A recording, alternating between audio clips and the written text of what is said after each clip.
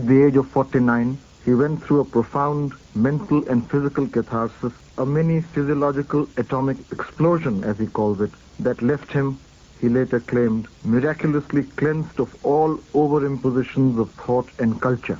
Since then, Yuji has lobbed cynical grenades at every citadel of authority and convention. For him, there are no gods, no guru, no religion, no striving, no solace, no redemption. He is the ultimate non-guru, a kind of cosmic Naxalite who ruthlessly demystifies spiritualism, but claims he has no panacea to offer. For a person who says he has no questions and no answers to give, it is surprisingly easy to talk to him.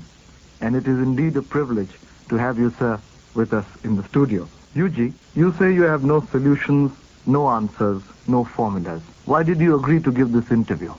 Because you are the only medium through which I can express myself. And I have felt for some time very strongly that those who have been coming to see me all these 20 odd years, I should say, have been interested in moksha, liberation, freedom, transformation, and all kinds of such things. And anything I say has unfortunately will be misinterpreted as something to do with the same thing that they have been interested in. So I decided, when one friend suggested, why don't you go public, as they put it, and try your luck with the media. And my going public is not born out of any interest or desire on my part to become famous or any such thing.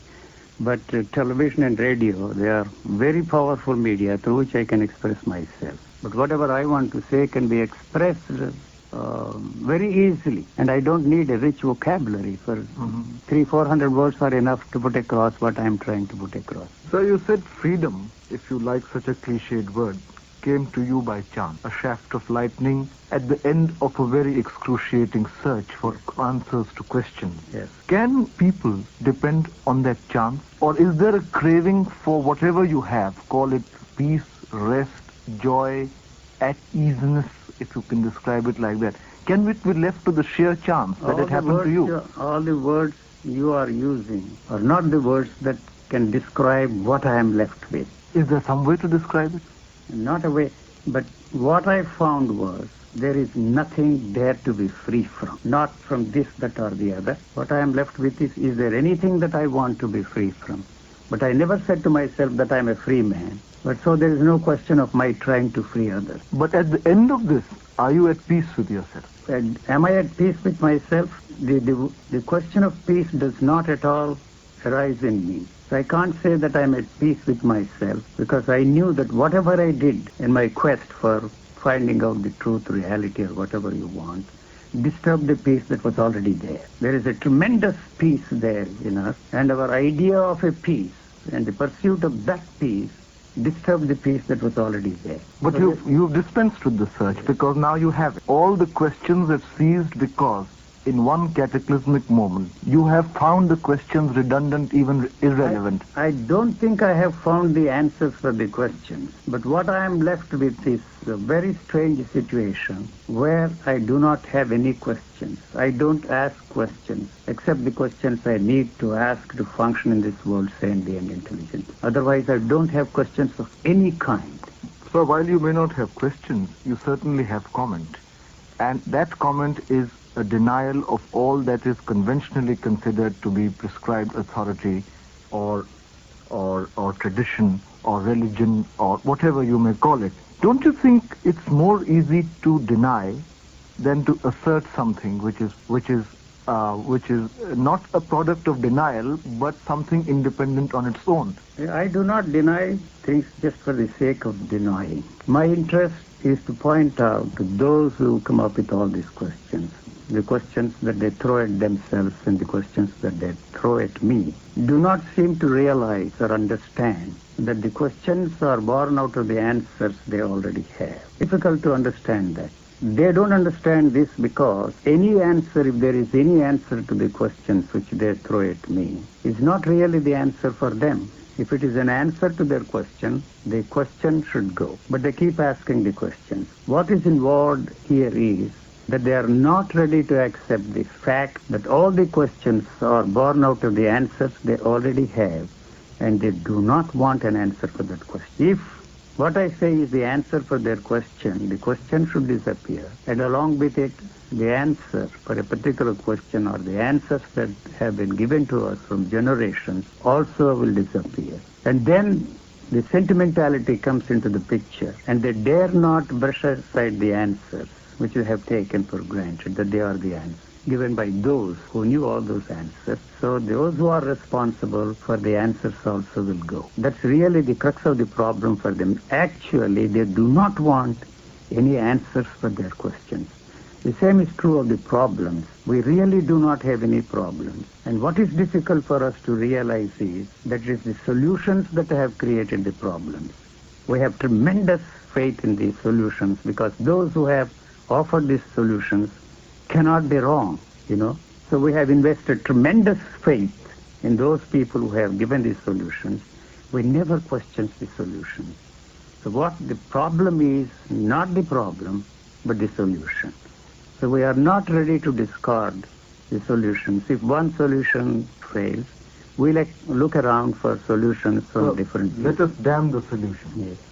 And let us also question the fact that those who ask are not prepared to accept answers. But what is involved in brushing aside the answers is not only the teachers who have given us the answers, but what you call you. The you as you know yourself, the you as you experience yourself is involved in that. If the answer disappears, what you call you also goes with it.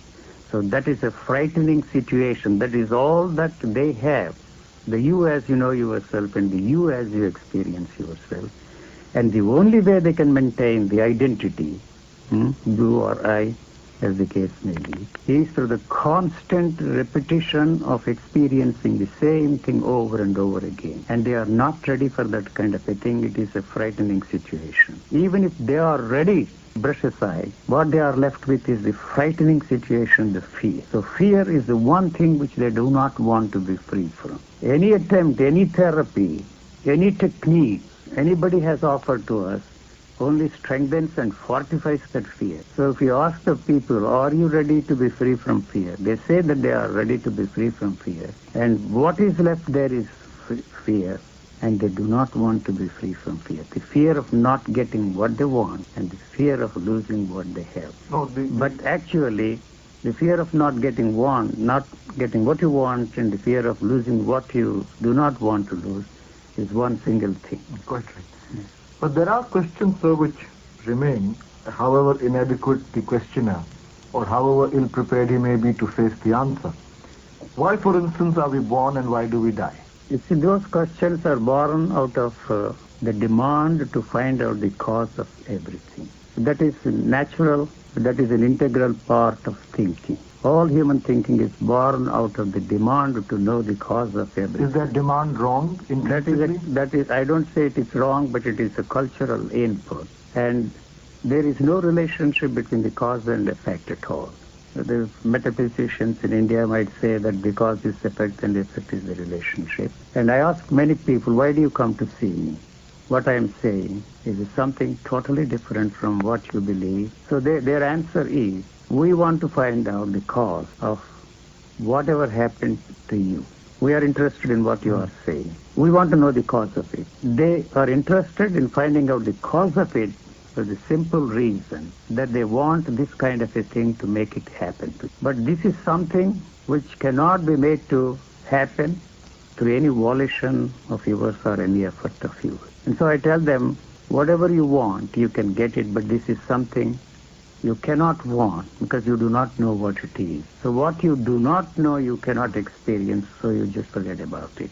But still, their interest is to find out the cause of everything so that they can make it happen. My interest is to point out that whatever happened to me, if you are lucky enough to happen, it will be totally different. So whatever existed before cannot touch what I have come into. I do not say that I'm an extraordinary man. Nobody else has come into this kind of a thing, but it doesn't interest me.